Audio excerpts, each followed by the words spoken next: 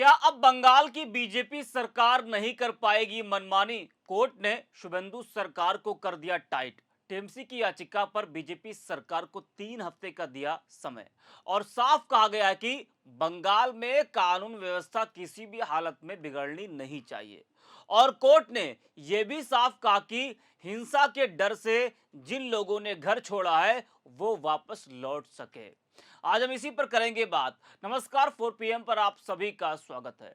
दरअसल सत्ता बदलते ही जिस तरह बंगाल की सड़कों पर हिंसा का दौर शुरू हुआ, उसने कई बड़े सवाल खड़े कर दिए। बीजेपी की जीत के बाद जहां एक तरफ जश्न मनाया जा रहा था, वहीं कई इलाकों से हंगामे, आगजनी, तोड़फोड़ और राजनीतिक हिंसा की तस्वीरें सामने आ रही थी। आरोप की कई जगह टीएमसी दफ्तरों को निशाना बनाया गया, पार्टी कार्यकर्ताओं के साथ मारपीट की गई और माहौल पूरी तरह तनावपूर्ण हो गया। जो बीजेपी ममता सरकार के समय टीएमसी पर गुंडागर्दी, राजनीतिक हिंसा और चौपट कानून व्यवस्था का आरोप लगाती थी, उसी बीजेपी की सरकार बनते ही बंगाल में बीजेपी की पोल खुलती नजर आने लगी, कानून की धज्जियां उड़ने लगी और सत्ता बदलते ही सड़कों पर हिंसा का ऐसा माहौल दिखा जिसने कई बड़े सवाल खड़े कर दिए।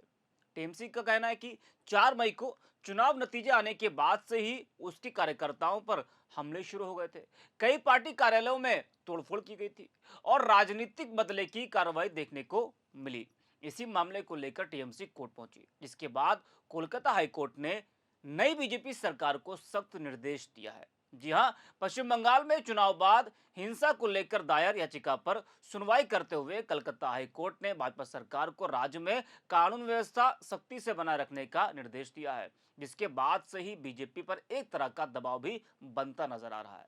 उसे हर हाल में बंगाल का माहौल खराब नहीं होने देना है। बंगाल में हिंसा के बाद खबर आई कि कई लोगों ने हिंसा के डर से घर छोड़ दिया, जिसको लेकर अदालत ने बीजेपी की पुलिस को यह भी सुनिश्चित करने को कहा है कि हिंसा के डर से घर छोड़ चुके लोग सुरक्षित रूप से वापस लौट सके, चाहे उनकी राजनीतिक विचारधारा कुछ भी हो। यानी कोई किसी पार्टी का क्यों ना हो, किसी धर्म जाति का क्यों ना हो, जी हाँ, उनकी सुरक्षा आपकी जिम्मेदारी बनती है। अदालत ने राज्य सरकार को 3 सप्ताह के भीतर जवाबी हलफनामा दाखिल करने का निर्देश दिया है, जबकि याचिकाकर्ता को उसके बाद 2 सप्ताह में जवाब देने की अनुमति दी गई है। साथ ही अदालत ने टीएमसी की जनहित याचिका की वैधता के मुद्दे को फिलहाल खुला रखा है। आपको बता दें कि याचिका टीएमसी सांसद व वकील कल्याण बनर्जी के पुत्र ने दाखिल की थी। याचिका में आरोप लगाया गया था कि 4 मई को चुनाव परिणाम घोषित होने के बाद राज्य भर में टीएमसी कार्यकर्ताओं पर हमले हुए और पार्टी कार्यकर्ताओं में तोड़फोड़ की गई। वहीं चुनावी हिंसा से जुड़े मामले में पैरवी करने के लिए ममता बनर्जी भी काला कोट पहनकर कोर्ट में दलीलें देने पहुंची थी। कल आपने तस्वीरें देखी थी। ममता ने कोर्ट को बताया कि राज्य में हाल ही में हुए विधानसभा चुनावों के बाद बड़े पैमाने पर हिंसा हुई थी। इसमें बुलडोजर एक्शन भी शामिल है। पुलिस एफआईआर दर्ज करने की परमिशन नहीं दे रही। सुनवाई के दौरान ममता बनर्जी पक्ष की ओर से अदालत को बताया गया कि चुनाव बाद हिंसा के दौरान पुलिस निष्क्रिय बनी रही। साथ ही यह भी कहा गया कि बंगाल बुलडोजर राज्य नहीं है जो अवैध निर्माणों के खिलाफ चल रहे दोस्तीकरण अभियान के संदर्भ में टिप्पणी मानी जा रही है। इस याचिका पर सुनवाई के दौरान ममता बनर्जी भी वकील की पोशाक में अदालत में बहस में शामिल हुई। जिस बीजेपी ने बदलाव और कानून व्यवस्था का वादा किया था, अब वही सरकार कानून व्यवस्था को लेकर कटघरे में दिखाई दे रही है और विपक्ष यही सवाल पूछ रहा है कि अगर शुरुआत में ही बंगाल का माहौल ऐसा है तो आने वाले 5 साल आखिर कैसे गुजरेंगे। यह सवाल सिर्फ विपक्ष का नहीं है, बल्कि यह सवाल आम जनता का है, बंगाल की जनता का है, जिसने चुनाव नतीजों के बाद बंगाल में हिंसा का माहौल देखा, जिसके बाद उसमें डर है, जी हाँ, कि आने वाले 5 साल आखिर कैसे गुजरेंगे। वैसे अब जिस तरह से कोर्ट ने बीजेपी सरकार को कानून व्यवस्था बनाए रखने की सख्त नसीहत दी है, उसे कहीं ना कहीं बीजेपी के लिए एक बड़ी चुनौती मानी जा रही है, क्योंकि सरकार बनते ही जिस तरह से कई जगह बीजेपी कार्यकर्ता उग्र नजर आए, उसने खुद बीजेपी की मुश्किलें बढ़ा दी है। वही शुभेंदु अधिकारी यूपी की योगी सरकार का मॉडल भी अपना रही है। जी हाँ, बंगाल में बीजेपी सरकार बनने के बाद इन दिनों बुलडोजर एक्शन और सख्त प्रशासनिक फैसलों को लेकर माहौल गर्म है। कई इलाकों से ऐसी तस्वीरें सामने आ रही हैं जहां अवैध निर्माणों पर बुलडोजर के साथ साथ हथौड़े तक चलाए जा रहे हैं। प्रशासन का दावा है कि यह कार्रवाई अवैध कब्जों और गैर कानूनी गतिविधियों के खिलाफ की जा रही है। जबकि विपक्ष इसे आम लोगों पर कार्रवाई बता रहा है। तिलजला इलाके से सामने आई तस्वीरों में एक अवैध निर्माण को पूरी तरह ढाते हुए देखा गया।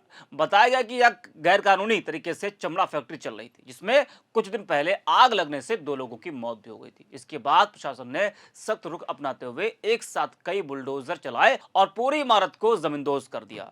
स्थानीय लोगों के मुताबिक कार्रवाई से इलाके में डर और असमंजस की स्थिति बन गई है। कुछ लोगों ने आरोप लगाया कि बिना स्पष्ट जानकारी के घरों और दुकानों को तोड़ा जा रहा है। वहीं प्रशासन का कहना है कि केवल अवैध कब्जों और नियमों का उल्लंघन करने वालों के खिलाफ कार्रवाई की जा रही है। कार्रवाई के दौरान कई जगह लोगों ने विरोध भी किया। इसके बाद पुलिस को हस्तक्षेप करना पड़ा। अवरोध पैदा करने वाले कुछ लोगों को हिरासत में भी लिया गया। कई इलाकों में नो पेट्रोल नो डीजल जैसी स्थिति की तरह ही अब डिमोलिशन ड्राइव को लेकर भी अफरा तफरी का माहौल देखने को मिला। राजनीतिक तौर पर भी इस कार्रवाई को बड़ा संदेश माना जा रहा है। चर्चा है कि सत्ता परिवर्तन के बाद प्रशासन योगी मॉडल की तरह बुलडोजर नीति अपनाने की कोशिश बंगाल में कर रही है।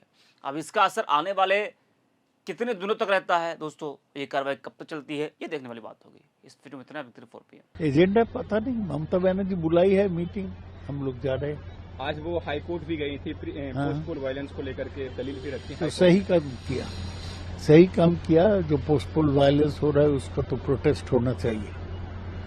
एंटी इनफोर्समेंट ड्राइव चल रहा है सर, जगह जगह कोलकाता में बुलडोजर चल रहा है, इसको कैसे देखते हैं? खराब है। बुलडोजर तो उत्तर प्रदेश में चलता है। अगर किसी को मकान गिराया जाए ना, कानूनी तरीका से करना है, नोटिस देके। बंगाल सरकार कह रही है कि जो भी इलीगल होगा उसको हम तोड़ेंगे। कानून के अनुसार तोड़े, नहीं तो लोग कोर्ट में जाएंगे। एजेंडा पता नहीं, ममता बनर्जी बुलाई है मीटिंग, हम लोग जा रहे हैं। आज वो हाई कोर्ट भी गई थी पोस्टपोल वायलेंस को लेकर के दलील भी रखी। तो सही काम किया। जो पोस्टपोल वायलेंस हो रहा है उसका तो प्रोटेस्ट होना चाहिए। एंटी इनफोर्समेंट ड्राइव चल रहा है सर, जगह जगह कोलकाता में बुलडोजर चल रहा है, इसको कैसे देखते हैं? खराब है। बुलडोजर तो उत्तर प्रदेश में चलता है। अगर किसी को मकान गिराया जाए ना, कानूनी तरीका से करना है, नोटिस देके। बंगाल सरकार कह रही है कि जो भी इलीगल होगा उसको हम तोड़ेंगे। कानून के अनुसार तोड़े, नहीं तो लोग कोर्ट में जाएंगे।